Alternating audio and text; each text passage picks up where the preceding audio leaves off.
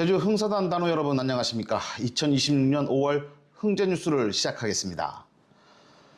첫 번째 소식입니다. 제주 흥사단 원래회의가 4월 24일 제주시 봉계동 단소에서 열렸습니다. 안건세 단우가 안도산 전서 중 2페이지를 발췌해 도산의 말씀을 낭독하는 것으로 시작된 원래회의에서는 김재용 사무처장의 단무보고 등이 이뤄졌습니다. 김재용 사무처장은 단무보고를 통해 올해 9월 계획 중인 백두산 여행에 대한 2가지 안을 비교 설명했고, 오는 31일 거제도로 예정된 흥사단 산악회의 상반기 정기 산행에 대한 보고도 이뤄졌습니다. 흥사단 창립 113주년 기념식이 열렸습니다. 제주 흥사단은 5월 13일 고영철 간사의 사회로 창립 113주년 기념식 겸 5월 원래회의를 개최했습니다.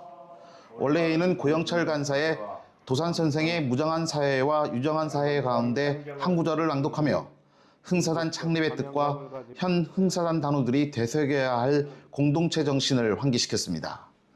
성령이 제주 흥사단 대표는 흥사단 이사장의 기념사를 대독했습니다. 이와 함께 최근 집행부에서 준비하고 있는 단소 매입 추진과 관련한 다양한 의견들이 계신데, 단소 이전의 필요성과 재원 마련 방안, 향후 추진 과정에 대한 논의가 이뤄졌습니다. 최창범 단우는 3분 스피치를 통해 흥사단과 단우들이 함께 지향해야 할 목표와 방향에 대한 화두를 던졌습니다. 제주 흥사단 산악대 와이카 5월 정기 산행이 5월 17일 제주시 연동 검은오름 일대에서 진행됐습니다. 정기 산행에는 와이카 김선필 대장을 비롯해 윤한백, 이영주, 임창효 단우와 일반 시민 참가자 송상훈 씨 등 모두 5명이 참가한 가운데 검은오름과 노루순이 오름을 탐방했습니다. 김선필 대장은 검은오름 정상에서 만난 팔순의 산악대장과 숲속에서의 담소, 노루순이 오름으로 향하던 중 만날 수 있었던 5월 억새밭의 풍경 이야기를 산행기를 통해 담담하게 풀어냈습니다. 그러면서 제일 넘기 힘든 문지방을 넘어서 산행에 함께 나서 몸도 마음도 더욱 건강해지기를 기원했습니다. 단소 이전의 건이 제주 흥사단 내 뜨거운 이슈로 떠올랐습니다. 제주 흥사단 평의회는 4월 7일 올해 첫 평의회를 열어 집행부가 제안한 제주시 중앙로 소재 상가로 단소를 이전하는 방안 논의를 시작해 현장 확인을 거쳐 추후 논의하기로 결정한 바 있습니다.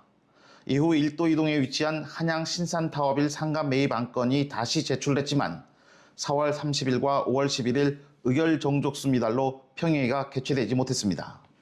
5월 19일 9명의 평의원 가운데 7명이 참석한 가운데 논의를 벌인 결과 절차와 합리적인 판단에 따라 이를 추진하되 다양한 물건을 알아보고 비교 분석 후 추진하기로 결정했습니다. 데스크 리포트 순서입니다. 흥재 편집국은 제주 흥사단의 소식을 다양한 형태로 전달하기 위한 방안 가운데 하나로 데스크 리포트를 신설했습니다.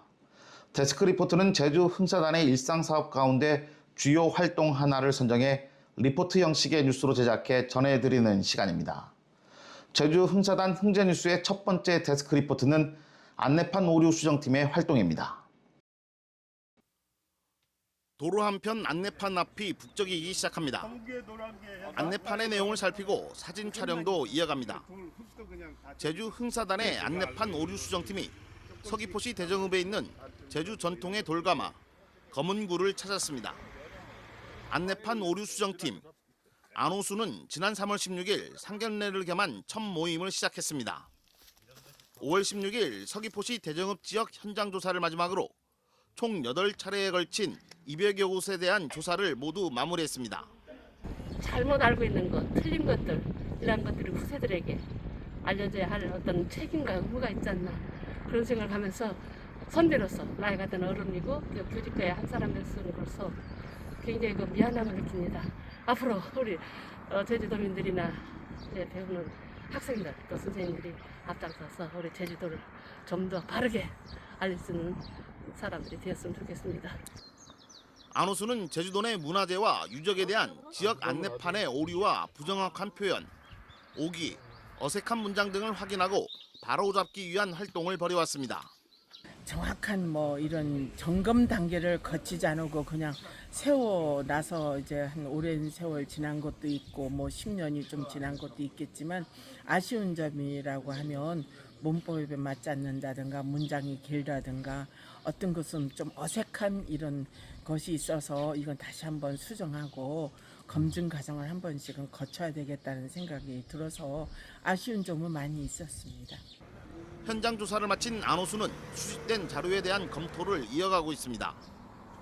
지난 5월 27일 1차 검토 회의를 열었고 6월 3일 2차 회의를 열어 활동 내용과 수정 방안에 대한 보고서를 작성하고 있습니다.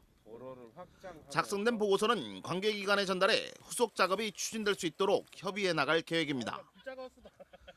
안내판이 그 일반 시민들한테 줄 수 있는 가장 큰 정보인데 이런 것들을 도에서 신경 안 써주면은 사실은 이건 돈도 드는 일이고 또는 지식도 동반되는 일이라서 굉장히 다른 일반인들이 하기에는 어려운데 도가 조금 더 신경을 써서 이거 관련된 예산도 좀 더 편성하고 또는 인력도 보강하고 그렇게 하면서 이 안내판 관리에 조금 더 신경을 써야 될 시기가 됐다 이렇게 생각해요. 제주 흥사단은 안내판 오류 수정 사업을 시작으로 제주 공동체에 공헌할 수 있는 사업들을 지속적으로 발굴해 추진해 나갈 방침입니다. 흥제뉴스 데스크 리포트입니다.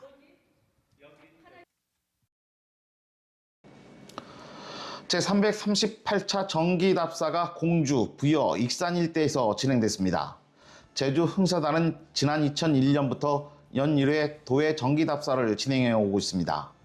올해로 338번째를 맞는 정기납사는 공주와 부여, 익산 일대에서 백제문화의 향기를 따라서라는 주제로 5월 8일부터 10일까지 2박 3일의 일정으로 진행됐습니다. 무엇보다 역대 최다 인원인 21명이 참여해 의미를 더했습니다. 이번 정기납사는 백제의 찬란한 문화와 더불어 선사시대의 흔적까지 더해져 도의 정기납사가 단순한 여행이 아니라 과거와 현재, 사람과 역사가 함께 만날 수 있었던 시간이었다는 평가가 나오고 있습니다. 제주 흥사단 단원들의 소식을 알려드리는 순서입니다. 김선필, 김대용 단원은 2월 28일 운문산과 가지산 완등에 이어 4월 30일부터 2박 3일 동안 영축산과 신불산, 간월사와 제약산 등을 2차로 완등해 영남 알프스 칠봉 완등에 성공했습니다.